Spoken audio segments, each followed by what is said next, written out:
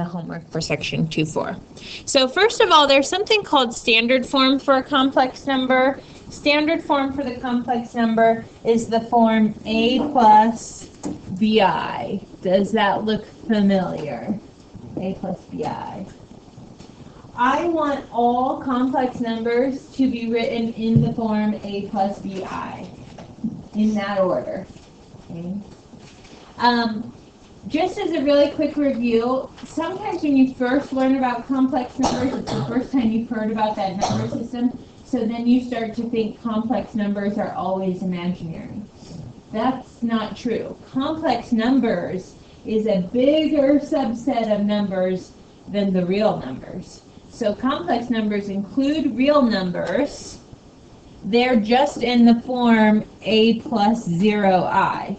So when you think about counting 1, 2, 3, those are real numbers we're used to working with. Those numbers are really in their complex form 1 plus 0i, 2 plus 0i, 3 plus 0i.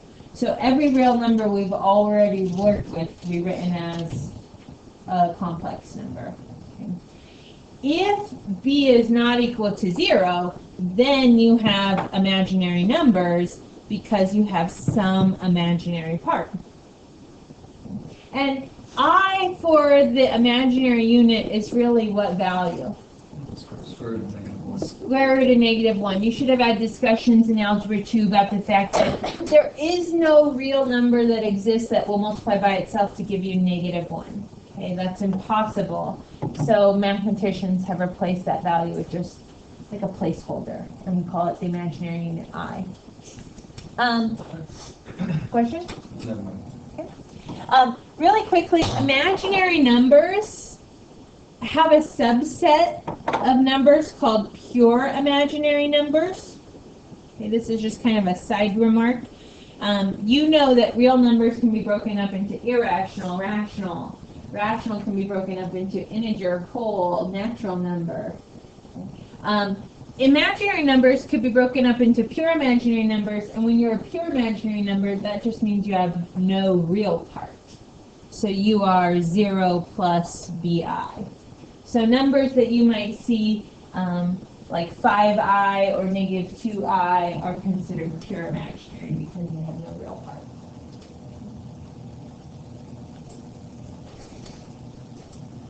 Now, I worked interestingly in 4 cycles.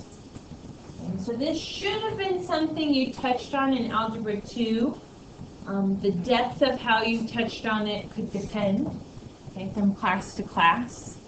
So let's start with the first 3 cycles of I to the 0, I to the first, I squared, I cubed.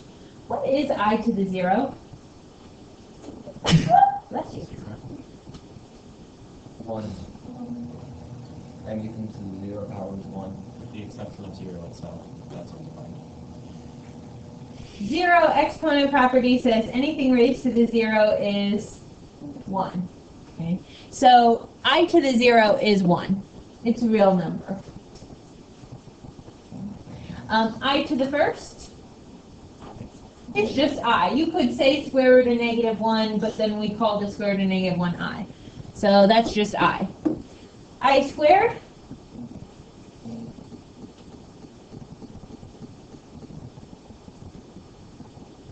That's going to be -1. why do you think that's going to be -1, Ethan? Because square root of -1 times square root of -1 is the same as square root of -1 squared, which means the square and the square root cancel each other out and -1. The idea of squaring the square root of -1 makes sense, right? Good. It's the idea that, like, if I is the square root of -1, if you square it, then you should get the thing under the radical, which was -1. What about I cubed? How'd you get I? Square root of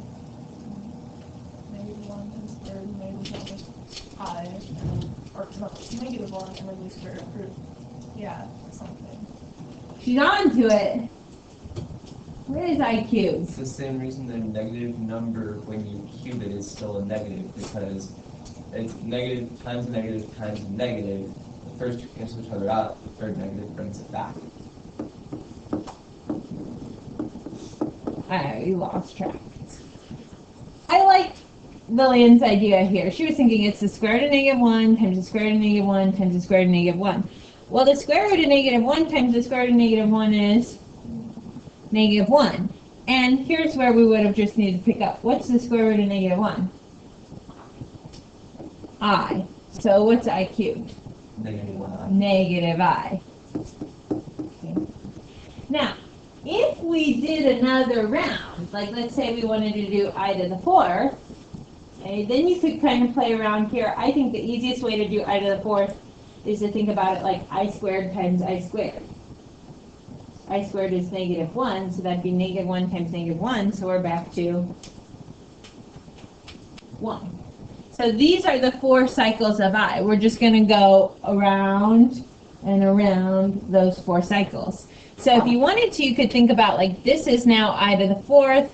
If I multiply by another I, then I get I to the 5th is really just I to the 6th, I to the 7th. And you just go around and around. So what is I to the 800? That's the question we want to know. Okay, so here's a quick and an easy example. If I ask you to simplify 2I cubed plus I squared, knowing your cycles of I, this is not so bad. What is I cubed? 2, it would be 2 -i. I cubed is -I. -I times 2 is -2I. What's I squared? -1. Make sure your answer is always written in standard form. So I would rewrite this as -1 minus 2I. That one's not so bad. Okay, so you need to know the 4 cycles, the basics. I to the 0 is 1. I to the 1st is I squared is -1, I cubed is -I. Why is it -1 minus 2i instead of -2i minus 1? Because standard form is A plus BI. Real part plus imaginary part. Someone decided that that would be standard form, and so standard form is that. It's just like when we do standard form of a polynomial, why does it have to be the highest exponent first and then the lower exponents later? It doesn't look weird to me. Here's where you got to really kind of stretch your brain. And that goes back to Ethan's question, what is I to the 800? So if we want to do something with some higher values, do you want to keep counting in cycles of 4? No, you do not. So we want to know what's 5I to the 25th plus 3I to the 74th. And we should always be able to get these in A plus BI form, standard form. Any ideas on how you might be able to shortcut this? Yep. Okay, hang on. We're going to think about it.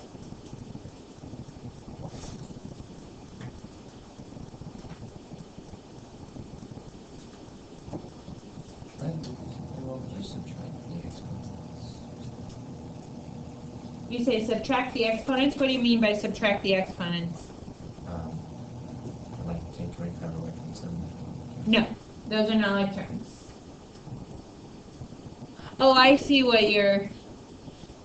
Yeah, see, you're adding 5I to the 25th plus 3I to the 74th, and you can't add things that have different exponents, like x squareds and x's. So there's no properties of exponents for that. Find like the closest multiple of 4, and then like, because I to the 0 is like 4, 8, 12, like, and so forth, and then try to, like, once you find that multiple, add either 1 or 3.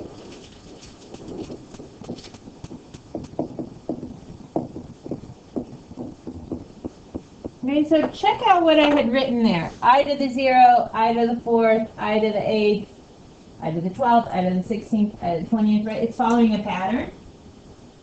And so Lillian says, find the closest multiple of 4. So for 25, what would be the closest multiple of 4?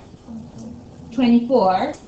But it's not 24, so it's not I to the 0. What's the remainder?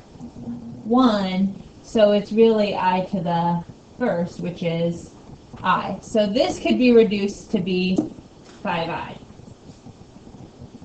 So we're thinking this is, if we do 25 divided by 4, you're essentially thinking 6 goes in nicely with a remainder of 1. So your remainder maps you to I, to the first. But the remainder has to be positive. Yes. Always in division, the remainder is. Okay, so when you do 3i to the 74th, what's the closest multiple? 72. 72, that's really, if you think about 74 divided by 4, it goes in 18 times. The remainder is 2, so you're looking for I squared, which is really negative 1. So this is plus 3 times negative 1. Make sure you write it in standard form, real plus imaginary. Negative 3 plus 5i. Doesn't that look so much nicer? And 5i to the 25th plus 3i to the 74th? Yep. So, Ethan, what would I to the 800 be? 0, so 1. Yeah, just 1.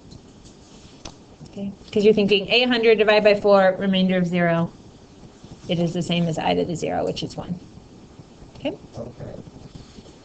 Okay, the other thing we want to talk about just really quickly, I lost my little cursor, is the complex conjugate. This is, you're going to need this for your operation for division as you go around the room and you practice. We have talked about conjugates in other scenarios, so outside of complex numbers. Conjugates in math, suppose I have some binomial a plus b, not complex, then the conjugate of a plus b is a minus b. Okay? Here we're just looking at the fact that now it's a plus bi and a minus bi. So if you have a complex number 3 minus 4i, its complex conjugate is 3 plus 4i. So you only change the sign in between the real and the imaginary part. What I want to look at just really quickly is a shortcut to multiplying conjugates. You always have the option to do the full multiplication, and that would be distribution. Okay. So I'm going to do that once here. A plus bi times a minus bi. If I distribute this by my regular rules of multiplication, a times a is a squared. A times negative bi, negative abi. I always write things in alphabetical order. Multiplication is commutative, so it wouldn't matter if I would rearrange them. Positive bi times a plus abi. And then be careful on the last one here. A positive bi times a negative bi. Positive times negative is a negative. B times b is b squared. And I times I is I squared, which will be negative 1. For the sake of my work, I'm going to show the I squared there. What happens to your outside and inside terms, your middle terms? They cancel out. That's what a conjugate does. That happens in a plus b times a minus b. That will always be true. So I don't have to worry about those middle terms anymore. And then I can simplify this. This is a squared minus b squared times negative 1, like Lily said, which is really a squared plus b squared. So I can utilize this as a shortcut to multiplying conjugates. For example, if I were taking 2 minus 3i times 2 plus 3i, I could go through the whole distribution. If you feel more comfortable with that, by all means do it and get 4 terms. The middle 2 will cancel it. Or you could say this, because they're conjugates, is going to be a squared plus b squared. So a is 2 and b is 3 or negative 3. It doesn't really matter because you're going to square it. And so it's 4 plus 4 plus 9, which is 13. So the complex conjugate comes in handy because it gets rid of the imaginary piece, which we need for division of complex numbers. So you can use that shortcut if you want in the future, on the examples you do today in class and on the homework that you do for this assignment. Okay. The last example, I'm not going to work through it, but if you're ever asked in the homework assignment to like find all the complex solutions, if your solution is complex and imaginary complex, then that means that this would not factor. And I know that this won't factor because 3 times 1 is 3. I don't have factors of positive 3 that will make negative 2. I have factors of negative 3, but that's not going to work out. So either my answer is irrational or my answer is imaginary. All I'm going to say is don't forget about quadratic formula. Okay, so if you have a quadratic that you can't solve by factoring, you may have a complex solution that is imaginary, and therefore you would need the quadratic formula in order to be able to find it. Okay, so you might use that on your homework assignment. That's it for our notes. So the next thing I'm going to have you do, you have a little over 15